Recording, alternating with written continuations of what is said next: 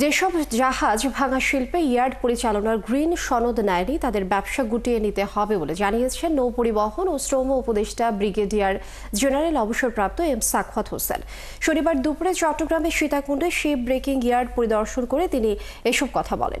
এই সময় উপদেষ্টা আরও বলেন, হংকং কনভেনশন নীতি অনুসরণ করায় চট্টগ্রামের 16টি শিপ ব্রেকিং ইয়ার্ড ইতোমধ্যে গ্রিন শিপ ইয়ার্ড সনদ পেয়েছে। পাইপলাইনে আছে আরও কয়েকটি, তবে বেশিরভাগ ইয়ার্ড এখনও নীতিমালা অনুসরণ করতে পারেনি।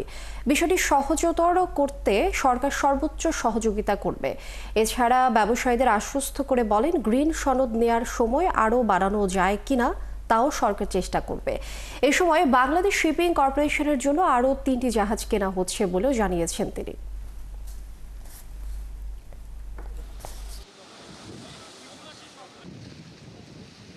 মাত্র 16টা এ পর্যন্ত গ্রিন সার্টিফিকেট নিয়েছে, বাকিগুলো এখন পর্যন্ত নেয়নি। জুন মাস পার হয়ে গেছে, জুলাই চলছে এবং আগামী আইএমও নভেম্বরে যখন হবে তখন এই প্রশ্নটা উঠবে যে বাকি শিপ ব্রেকিং ইয়ার্ডগুলোর কী হবে। তো সেটা এখন পর্যন্ত আমি ঠিক জানি না। এটা নিয়ে তো আইএমওর সাথে আমাদের একটা নেগোসিয়েশন করতে হবে ফর এক্সটেনশন।